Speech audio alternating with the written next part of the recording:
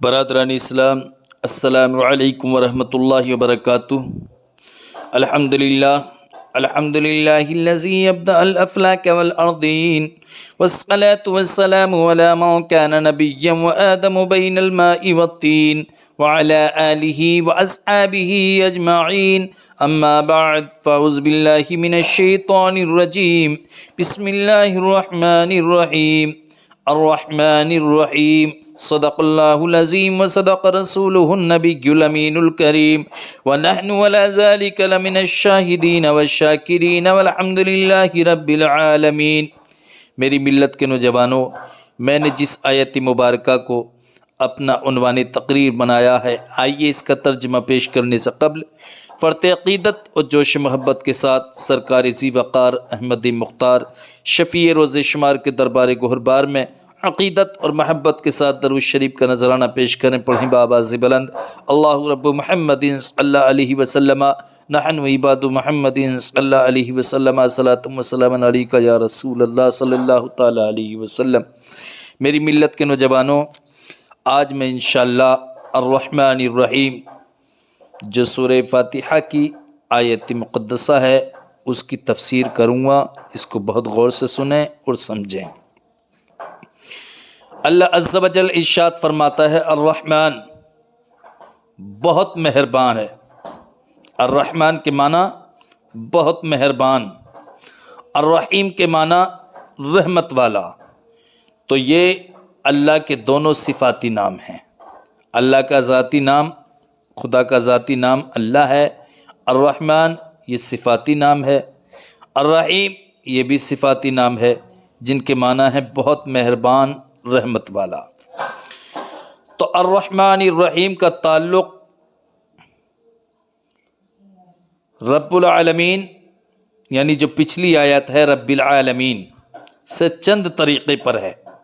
الرحمن الرحیم کا تعلق ایک یہ کہ اس جملے میں ارشاد تھا رب العالمین میں کہ وہ جہانوں کا پالنے والا، رب العالمین جہانوں کا پالنے والا۔ کتنے جہانوں کا؟ 18,000 جہانوں کا پالنے والا۔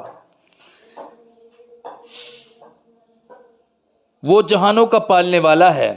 احتمال تھا شاید وہ اس پالنے پر مجبور ہو، یعنی اس کو پالنا پڑتا ہو، جیسے کہ بادشاہ اپنے ملازمین کو پالتا ہے، مگر وہ اس پالنے پر مجبور ہے کہ اگر نہ پالے تو اس کی سلطنت قائم نہیں رہ سکتی۔ یا کوئی شخص اپنے گھر کے جانوروں وغیرہ کو مجبوراً پالتا ہے کیونکہ جانتا ہے کہ نہ پالوں گا تو میرے کام بند ہو جائیں گے۔ تو اس جگہ فرمایا گیا کہ وہ عالمین کو پالنے پر مجبور نہیں ہے، وہ عالمین کو پالنے پر مجبور نہیں ہے۔ الرحمن الرحیم جو بہت مہربان، رحمت والا، وہ مجبور نہیں ہے، محض رحمت سے پالتا ہے کہ وہ الرحمن بھی ہے اور رحیم بھی ہے، وہ بہت مہربان بھی ہے اور وہ رحمت والا بھی ہے۔ تو وہ مجبوراً نہیں پالتا بلکہ رحمت کے طور پر پالتا ہے پروردگار عالم۔ اور دوسرا تعلق الرحمن الرحیم کا رب العالمین سے یہ ہے کہ پالنا کبھی رحمت کے ساتھ ہوتا ہے تو کبھی قہر کے ساتھ ہوتا ہے۔ اس کی مثال یوں سمجھو دنیاوی اعتبار سے کہ ایک سوتیلی ماں ہوتی ہے، اس کے ایک سگے بچے بھی ہوتے ہیں جو اس سے پیدا ہوئے ہوتے ہیں، اور ایک سوتیلے بچے ہوتے ہیں کہ جو دوسری عورت سے پیدا ہوتے ہیں، اسی کے شوہر سے پیدا ہیں لیکن وہ دوسری ماں سے پیدا ہیں۔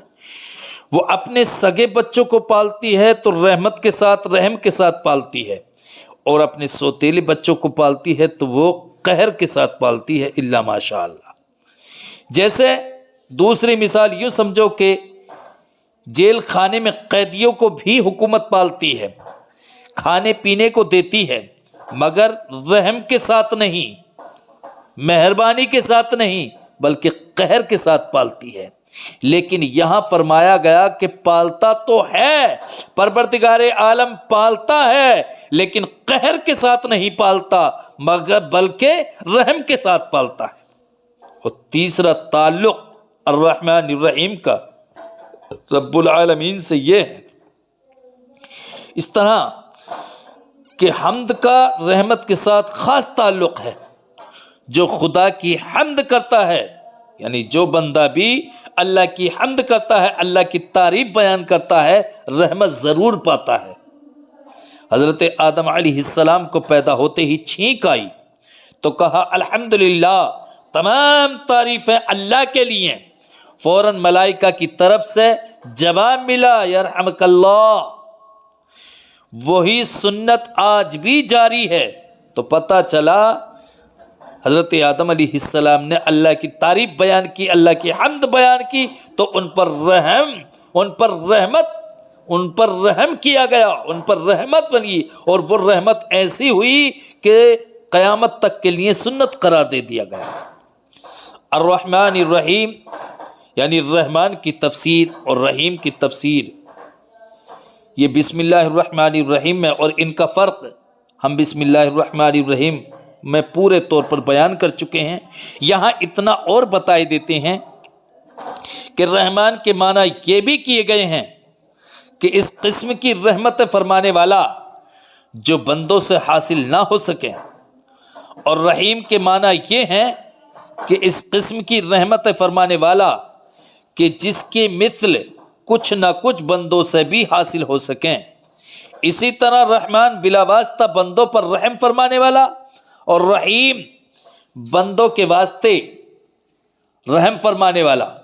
اس کی مثال اس طرح سمجھیے کہ اکثر جاندار چیزیں اپنے ماں باپ کے ذریعے سے پرورش پاتی ہیں. اکثر جاندار چیزیں وہ ہیں کہ جو اپنے ماں باپ کے ذریعے سے ان کی پرورش ہوتی ہے. لیکن کائنات میں ایک ایسی چیز بھی ہے کہ ابتدا میں، شروعات میں وہ اپنی ماں یا اپنے باپ کے ذریعے سے پرورش نہیں پاتی. وہ کون سی چیز ہے؟ اس کو بہت غور سے سنیں. وہ کوے کا بچہ ہے کہ جب کوے کا بچہ انڈے سے نکلتا ہے تو اس کی ماں اس سے بالکل بے تعلق ہوتی ہے، اس سے کوئی تعلق نہیں ہوتا. ماں، بچہ نکلا انڈے سے، اور بچہ نکلنے کے بعد ماں کو کوئی تعلق نہیں، ماں اس کو بالکل نہیں پالتی. وہ گوشت کا لوتھڑا سا ہوتا ہے کوے کا بچہ.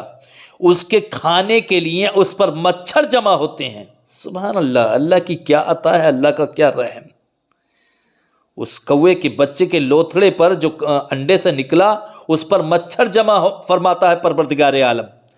اور کوے کا وہ بچہ جو انڈے سے نکلا ہے، ابھی گوشت کا لوتھڑا بنا ہوا ہے، وہ ان کو اپنا لقمہ بناتا ہے. اسی طرح اس کی پرورش ہوتی رہتی ہے. پرورش ہوتے ہوتے ایک وقت وہ آتا ہے کہ اس کے جسم پر بال اگ آتے ہیں، بال جم آتے ہیں. جب بال نکل آئے تب ماں پالتی ہے. تب اس بچے کی، یعنی کوے کے بچے کی ماں اس کو پالنا شروع کر دیتی ہے. جب بال اس کے جسم پر نکل آتے ہیں، اور جب تک بال نہیں نکلتے ماں کا اس سے کوئی تعلق نہیں، وہ اس کو پالتی ہی نہیں. پروردگار عالم اپنی رحم، اپنی حکمتوں سے اس کو پالتا ہے.